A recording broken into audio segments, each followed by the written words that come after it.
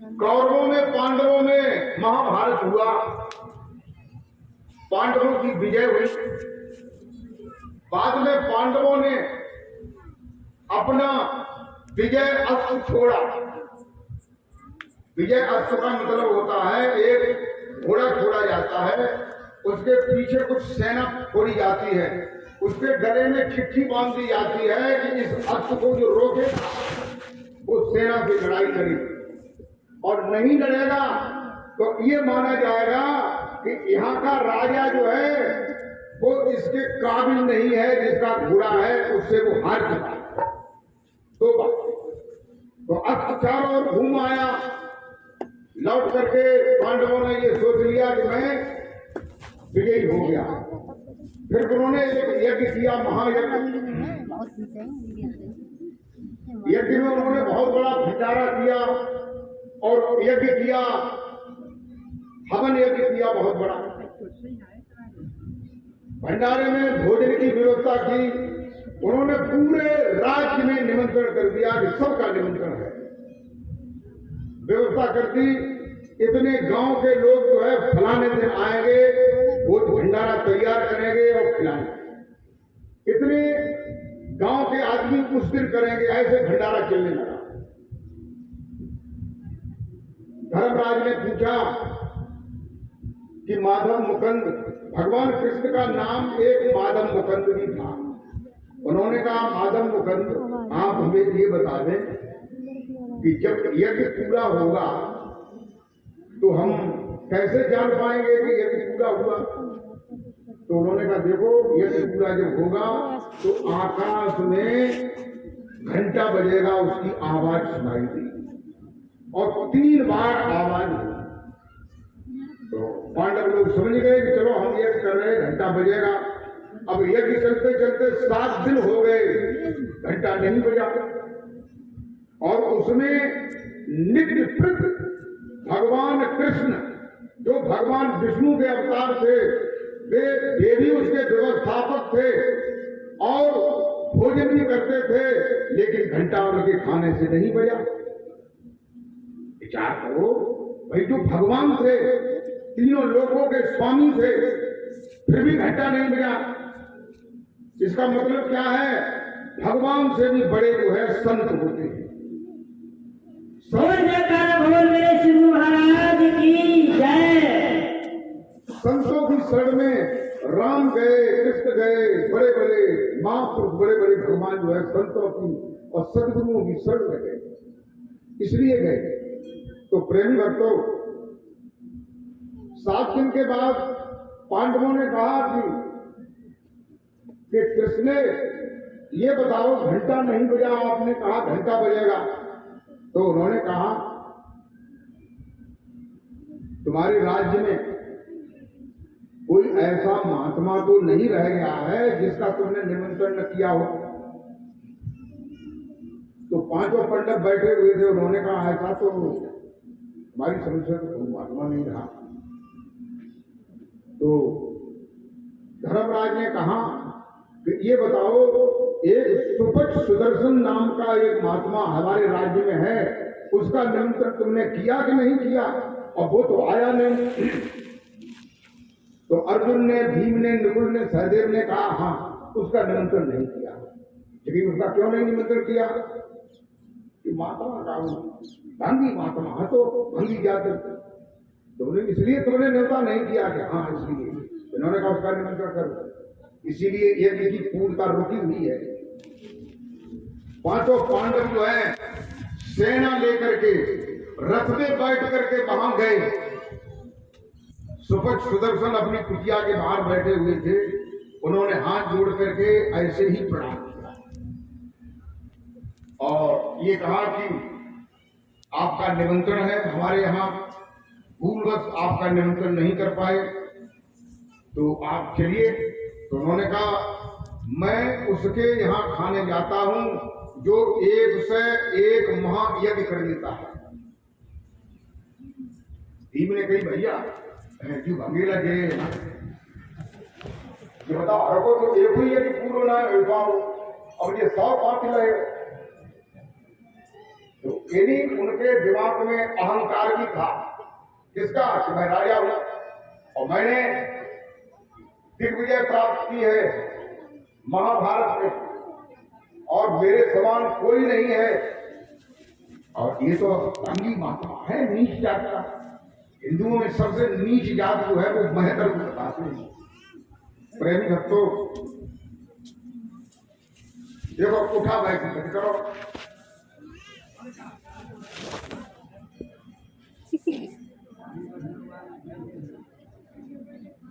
प्रेमी भक्तों, रीढ़ कट जाती है, लाइन बदल जाती है। आप लोग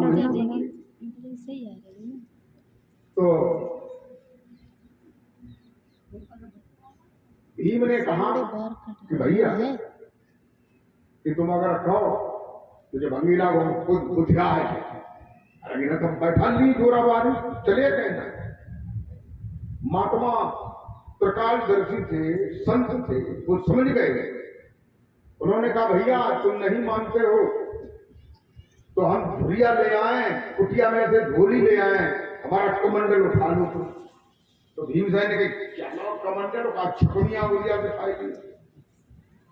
सुगन्या गुड़िया की छोटी वाली ऐसी लगाई तो कछु पसंद आए भाव, फिर पूरे हाथ से उठाओ फिर कछु पसंद आए भाव, फिर दोनों हाथ से उठाओ कछु नहीं असर भाव।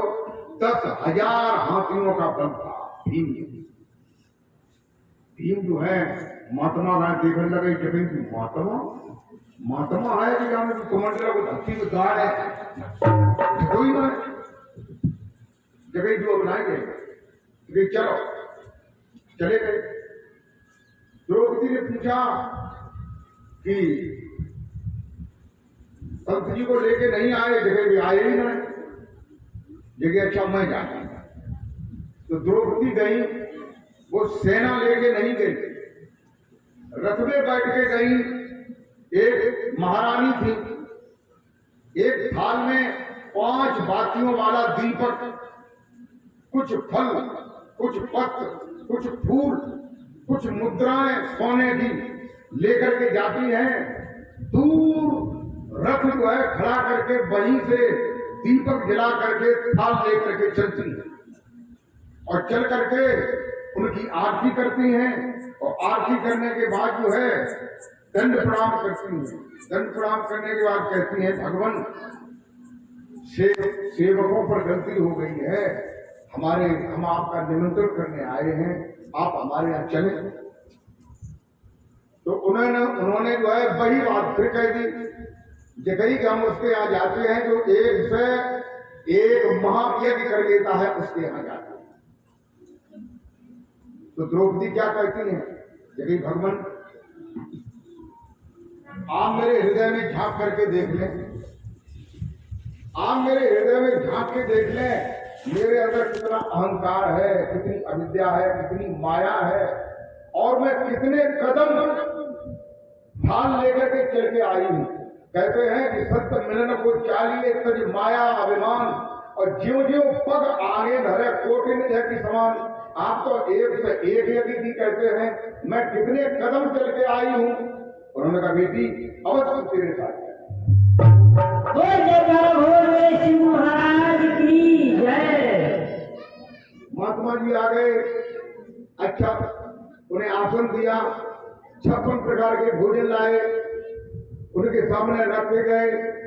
महात्मा जी ने जो है, संत तो संत ही ठहरे, जिन्हें स्वाद से कम मतलब है, तो उन्होंने रायता, हलवा, रसगुल्ला, गुलाब जामुन, आलू की सब्जी, गोभी की सब्जी, सब एक ही पात्र में गुड़मुड़ाए करके, और जो ये कौर खाओ सोई आकाश में घंटा बजा, दूसरा खाया। तब तक द्रौपदी ने सोचा कि महात्मा तो बहुत ऊंचे हैं, लेकिन कछु जाति को है कह दो है वो जाने अभिवृत्ति और रसगुल्ला और रायतो और हलवा एक ही गुड़ कर दे। तीसरा जो है ग्राफ खाया, चौथा खाया, 5वां खाया, फिर घंटा नहीं बजा। द्रौपदी भाग के भगवान कृष्ण के पास पहुंची कि भैया 3 बार घंटा बजा, फिर क्यों नहीं बजा? कि तुमने जरूर महात्मा के बारे में कुछ सोचा होगा। उन्होंने कहा सोच तो लिया, चलिए फिर आरती करो, जाके दंड प्रणाम करो। उन्होंने फिर से आरती की, दंड प्रणाम किया। उसके बाद जो ही उन्होंने गिलास लिया, फिर घंटा बजा, तीसरा गिलास लिया, फिर बोलिए संत भगवान की जय। तो देखिए संत बड़े महान होते हैं। संत कभी उनकी बुराई करने पर भी नाराज नहीं होते हैं और उन पर हार डालने पर उनके बार बार चरण स्पर्श करने से भी ज्यादा प्रसन्न नहीं होते हैं, एक समान रहते हैं। और वे किसी को आशीर्वाद नहीं देते हैं, वे किसी को बददुआ नहीं देते हैं। उनके पास उनकी रिद्धियां सिद्धियां, जैसा तुम उनसे व्यवहार करते हो वैसा ही तुम्हें फल देते हैं। भोले शिव महाराज की जय। प्रेम भक्तों, इसलिए संतों की महिमा को बताते हुए ये कहा जाता है, क्या कहते हैं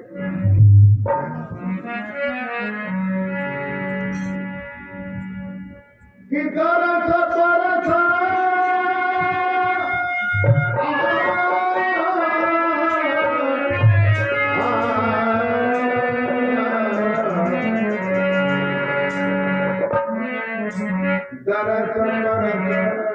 मुख मंजन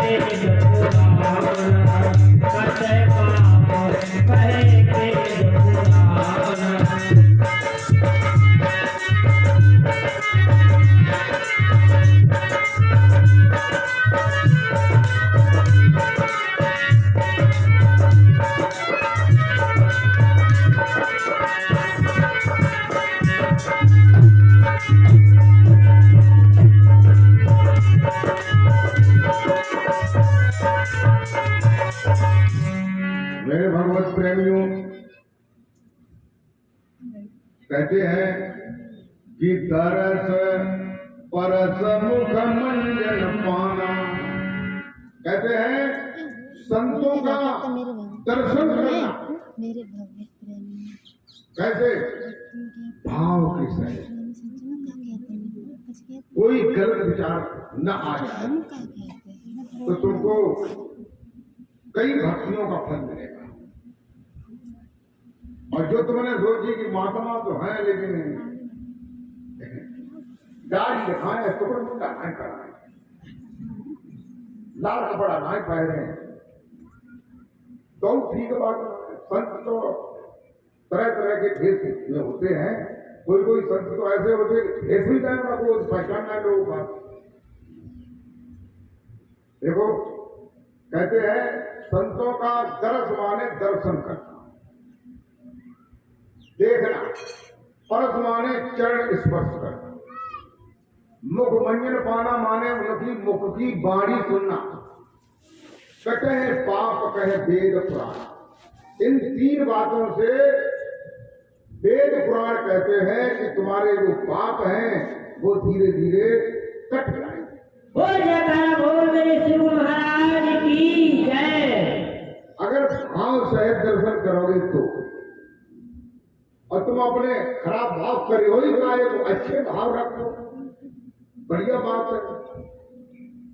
तो देखो अब मैं आपको एक और बात कहता हूं, देखो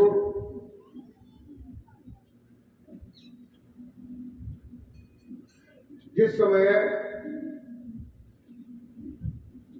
राम का रावण का युद्ध लंका में चल रहा था, चलते चलते मेघनाथ ने नाग पास में सबको बांध लिया, राम को भी बांध लिया, लक्ष्मण को, हनुमान को, सबको बांध लिया। अब राम बधे हुए हैं। नारद जी ने जो है गोलोक धाम में जाकर के गरुड़ से कहा कि तुम्हें कुछ मालूम है कि क्या कि तुम्हारे स्वामी को मेघनाथ ने नाग पास में बांध दिया, वो बधे हुए हैं लंका के प्रांगण में। उन्होंने कहा अच्छा। तो गरुड़ आए, उन्होंने आकर के नाग पास काटा, फिर उसके बाद वो सब फिर तैयार हो गए। गरुड़ को अहंकार हो गया कि हम इनको स्वामी समझ रहे थे, मैं तो उनका सेवक था, उनको बिठा करके जगह पे जगह ले जाता था उनके हुक्म के अनुसार। आज जो है स्वामी को मैंने बंधन से रहित किया है, तो ये स्वामी है कि हम स्वामी हैं। अहंकार हो गया।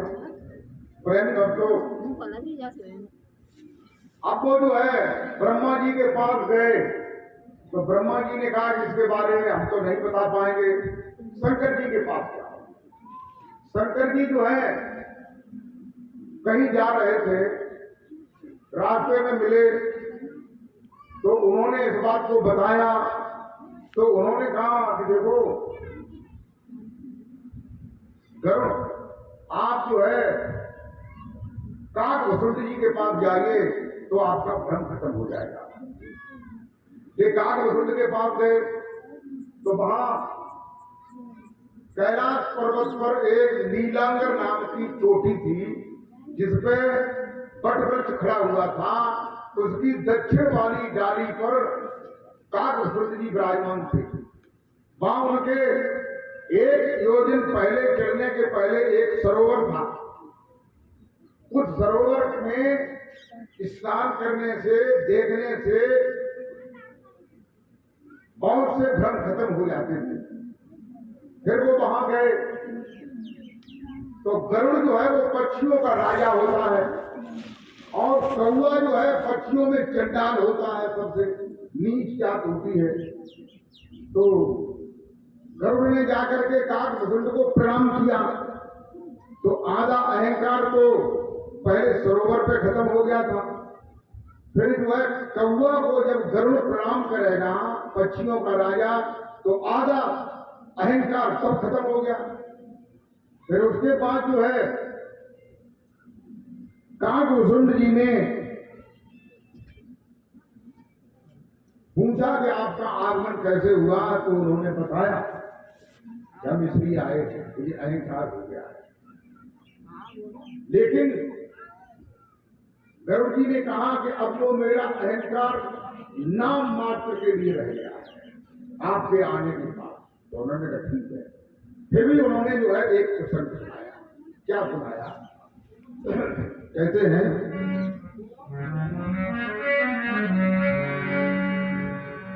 कि सुनहुता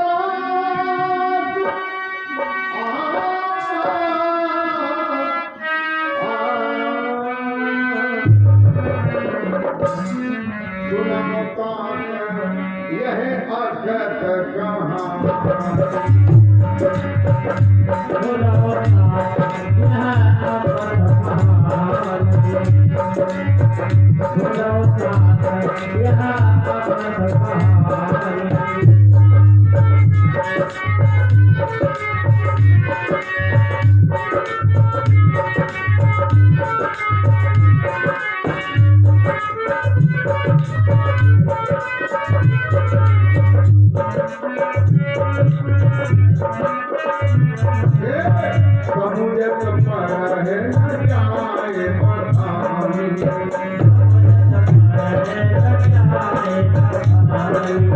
सब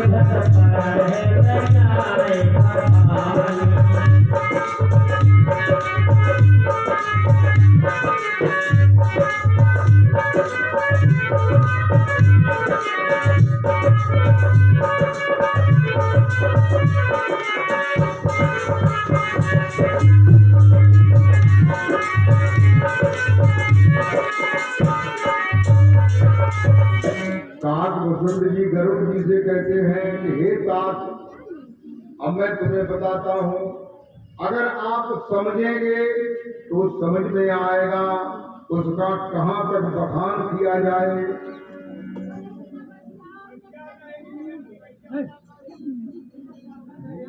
कहाँ जरूरत है कि जल्दी उठिए, हम तो मैं अंग्रेज तो क्या शौक है और तुम बड़ा को बैठ जाए।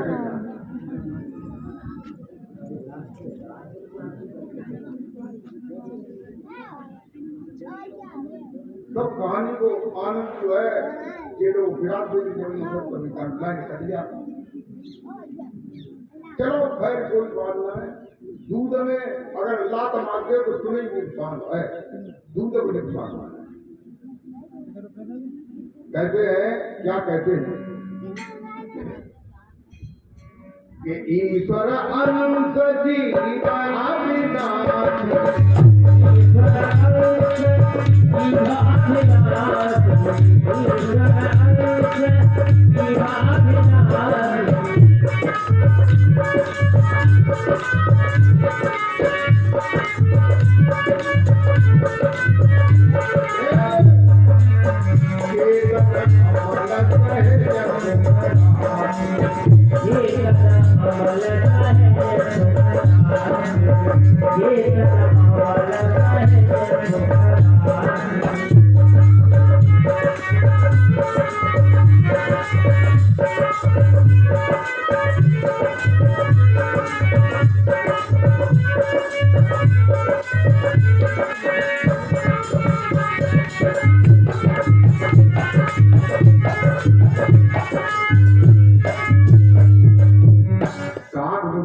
गरुड़ जी से कहते हैं कि ये जीव जो है अविनाशी है, चैतन्य है, उन्हीं सच्चिदानंद घन का अंश है। सच्चिदानंद भगवान में जीव में इतना ही फर्क है कि वो सच्चित आनंद है और जीव सत्य है और चैतन्य है, आनंद का अभाव है। इसलिए उनके नाम का स्मरण करना पड़ता है, तब आनंद की अनुभूति होती है। बोल जयकारा बोल मेरे शिव महाराज की जय। और कहते हैं क्या कहते हैं कि बूंद परत में भावर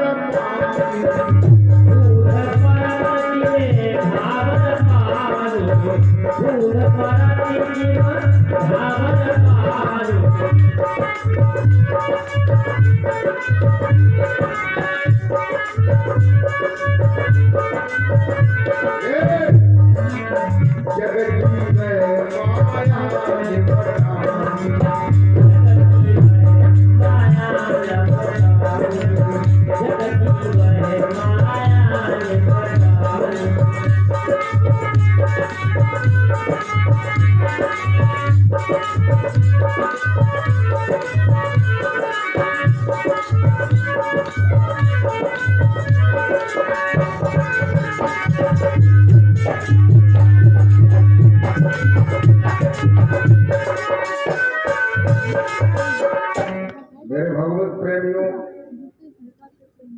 कहते हैं कि बूंद परत जिमि ढावर पानी।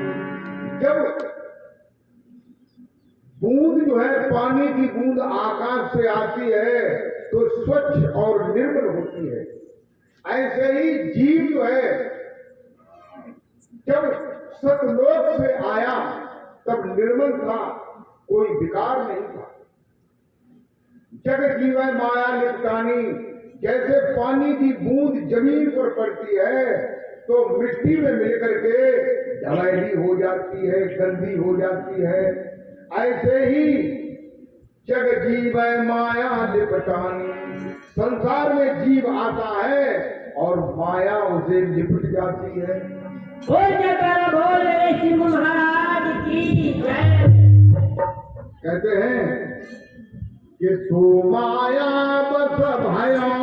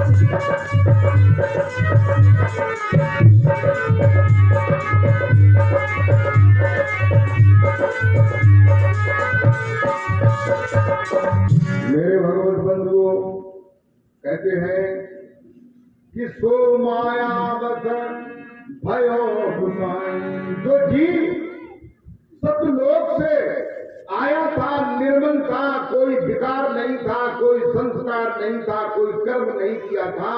जब शुरुआत में जब सृष्टि की रचना हुई थी तब जीव निर्मल था और यहाँ आकर के माया में बंध गया। कैसे बन गया?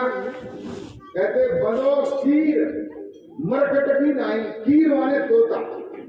देखो तोता जब पकड़े जाते हैं तो एक बांस की चरखी बनाई जाती है, जैसे चरख होता है झूला झूलने वाला, और वो गड्ढे में गाड़ दिया जाता है।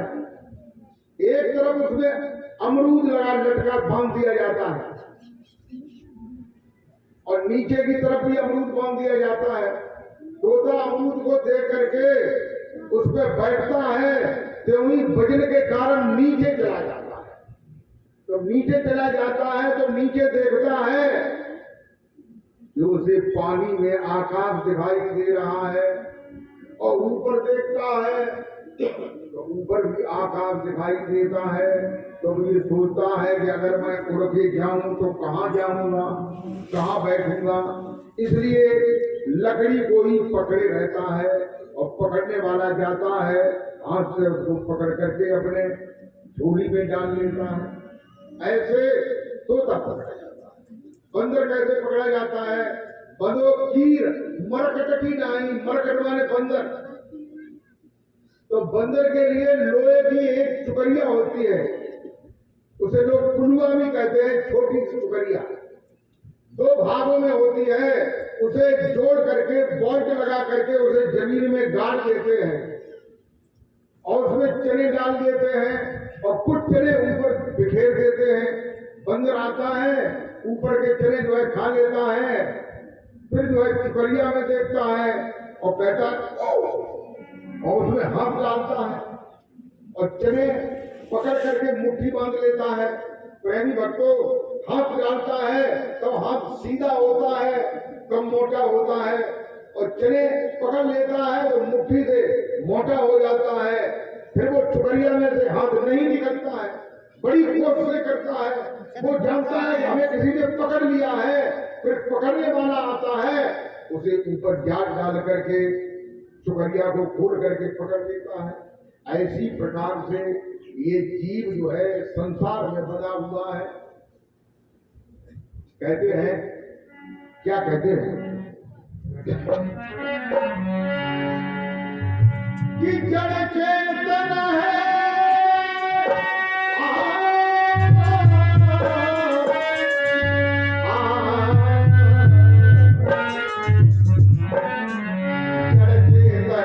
ग्रंथि पड़ी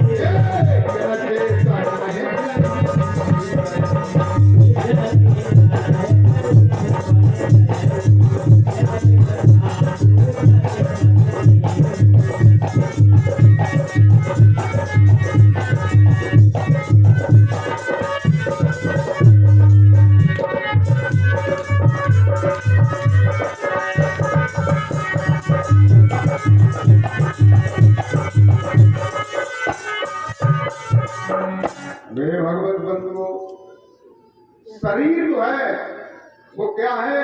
जड़। और शरीर के अंदर जो रहने वाला है वो चैतन्य है। हमारी बात आप लोगों को समझ में आ रही है? जिसे जीव कहते हैं, चैतन्य कहते हैं, जो ईश्वर का अंश है, वो शरीर के अंदर है, चैतन्य है। और वो जब तक शरीर में है तब तक आंखें देखती हैं, कान सुनते हैं, नाक सूंघते हैं, जिह्वा स्वाद लेती है, इंद्रियां अपना कार्य करती हैं, और उसके निकल जाने पर ये शरीर जो है पड़ा रह जाता है। बोल मेरे शिव महाराज की जय। ये शरीर जो है 5 तत्वों से, पृथ्वी, जल, अग्नि, आकाश, वायु, इनसे बना है। 3 गुण, सतोगुण, रजोगुण, तमोगुण। 10 प्राण, प्राण, अपान, उदान, बयान, समान, नाम, पूर्व, कृकण, देवदत्त, धनुष्य। 10 इंद्रियां, 5 कर्मेंद्री, हाथ, पैर, लिंग, मुख, गुदा। 5 ज्ञानेंद्री, आंख, नाक, कान, त्वचा, जिह्वा। ये जड़ प्रकृति है। ये क्या है? जड़ प्रकृति है। जड़ प्रकृति से शरीर बना है। इसके अंदर चैतन्य आत्मा जो है विराजमान है। उस चैतन्य आत्मा के कारण ये जो प्राण जड़ है वो चैतन्य है, ये इंद्रियां जड़ है वो चैतन्य है, जो अंतःकरण जड़ है वो चैतन्य है। केवल चैतन्य जो है जीवात्मा। इनकी दोनों की गांठ बनी हुई है। शरीर में 10 दरवाजे हैं, 10वां दरवाजा ऊपर है। उस 10वें दरवाजे से होकर के जीव को शरीर के अंदर शरीर रूपी पिंजरे में बंद कर दिया है। अब ये भूल गया है कि मैं कैसे निकलूं। जैसे तोता भूल गया है कि मैं पकड़ गया, बंदर भूल गया कि मैं पकड़ गया, ऐसे ही ये जीव भूल गया कि मैं पकड़ गया। जीव ये जानता है कि ये हमारा संसार में घर है, ये मेरा माँ है, ये मेरी बाप है, ये मेरी पत्नी है, ये मेरा पति है, ये मेरा पुत्र है, ये मेरा घर है। ये समझ करके भूल गया है, लेकिन इसका असली घर कहाँ है? सतलोक। बोल मेरे शिव महाराज की जय। उसी बात को बताने के लिए संत और सदगुरु संसार में आया करते हैं और उसका रास्ता बताते हैं। उस 10वें दरवाजे को खोलते हैं और वहां तक भेज करके दिखा देते हैं कि बेटा तुम्हारा घर यहाँ है, तुम्हारा घर यहाँ नहीं है। बोल मेरे शिव महाराज की जय। कहते हैं कि क्या घर से जीव आया, अरे ताई सुध गई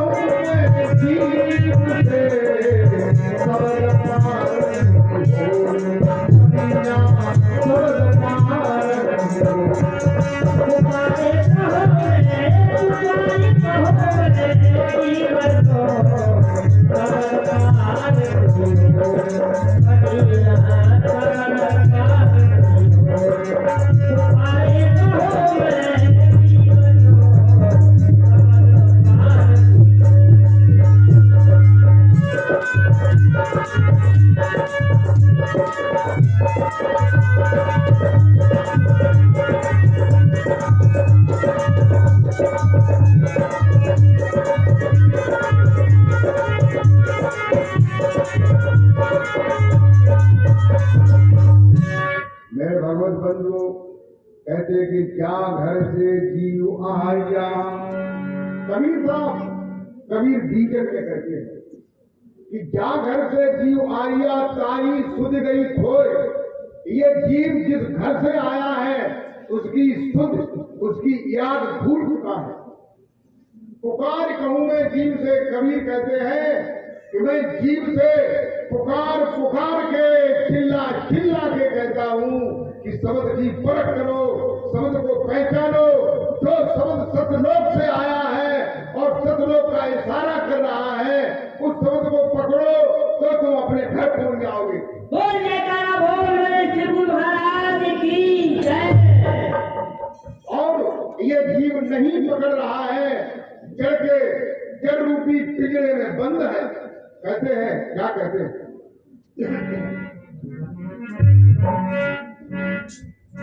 अरे तब कई जीव भयो संसारी, अरे छूटे न ग्रंथ न हो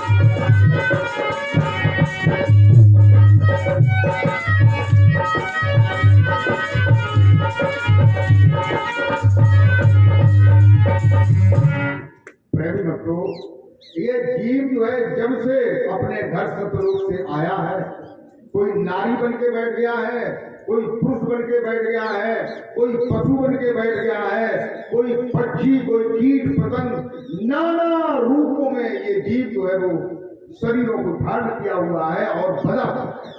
ये काल के जाल में बना हुआ है। सदगुरुदेव आते हैं और काल के जाल से छुड़ाना चाहते हैं, लेकिन वो नहीं छूटना चाहता है। वो सदगुरु को भी चकमा देना चाहता है। ज्ञान लेने के बाद ज्ञान भी ले लिया, अब चकमा दे रहा है। वो जानता है कि ये हमें बदे है, तो देखिए होश में आ जाओ, अभी टाइम। कहते हैं, क्या कहते हैं? हर तरफ ही बुद्धि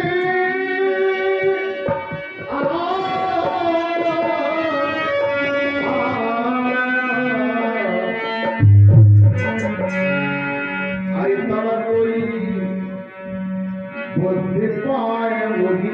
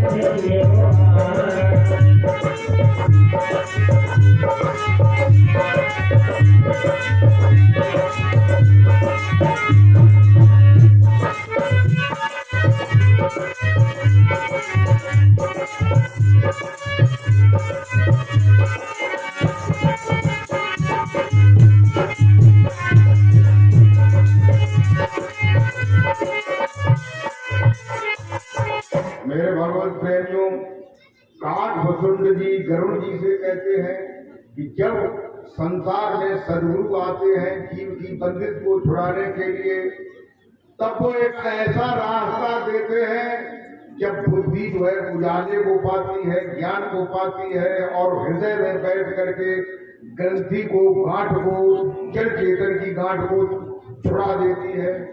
कहते हैं, क्या कहते हैं? कि पूरन ग्रंथ पाए जो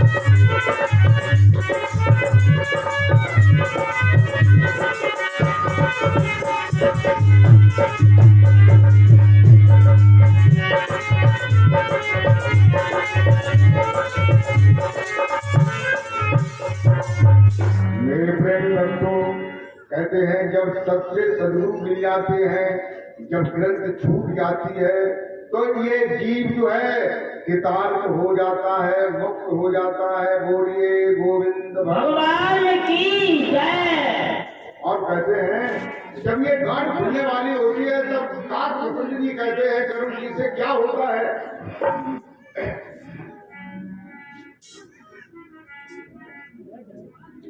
कि ठोकत ग्रंथ सुनाओ भगवाना,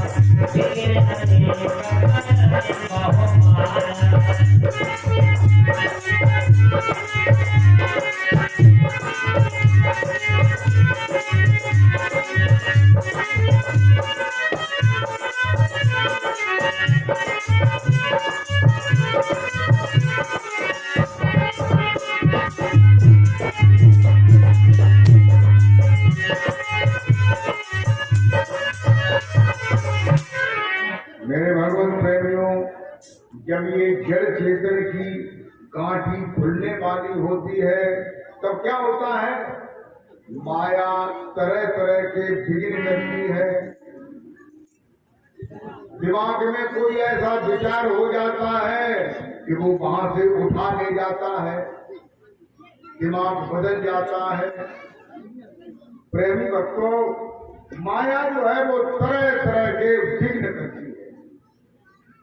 प्रेमी भक्तों, काक वसंत जी गरुड़ जी से कहते हैं, क्या कहते हैं, अगर तुम्हें सच्चा सदगुरु मिल जाए और वो नाम तुम्हें दे दे, वो नाम, वो शब्द की परख करा दे, जिस शब्द को पकड़ करके सतलोक पहुंच जाओ, अपने घर पहुंच जाओ, मोक्ष मुक्ति को प्राप्त हो जाओ। कहते हैं कि राम भगत चिंतामणि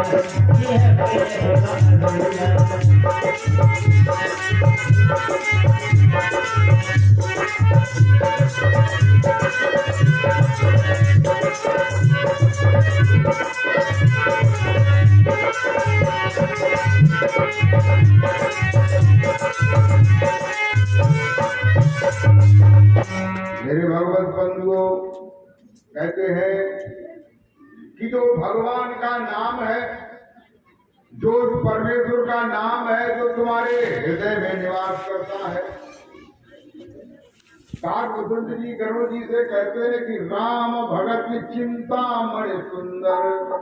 भगवान की भक्ति जो है कैसे प्राप्त होती है, नाम के सुमरण से, नाम के सुमरण करने से। जैसे चिंतामणि, मणि कहते हैं जो सर्प के पास होती है। सर्प जो है रात्रि में जब निकलता है तो मणि को ऊंचे स्थान पर रख देता है, वो उजाला करती है। उस उजाले में कीट पतंग उड़ उड़ करके जाते हैं, सर्प उसका भक्षण करता है। परंतु एक निगाह हमेशा उस मणि की ओर रखता है। कहां रखता है, मणि की ओर, कोई मणि न गिरा। ऐसे ही भगवान का भक्त हृदय में जो नाम है, राम भगत चिंतामणि सुंदर, जैसे सर्प मणि का चिंतन करता है, ऐसे ही भक्त जो है हृदय में जो नाम है उसका चिंतन करता है, तो भक्ति उदय हो जाती है। बोल श्री गुरु महाराज की जय। अब मैं आप लोगों को एक छोटा सा भजन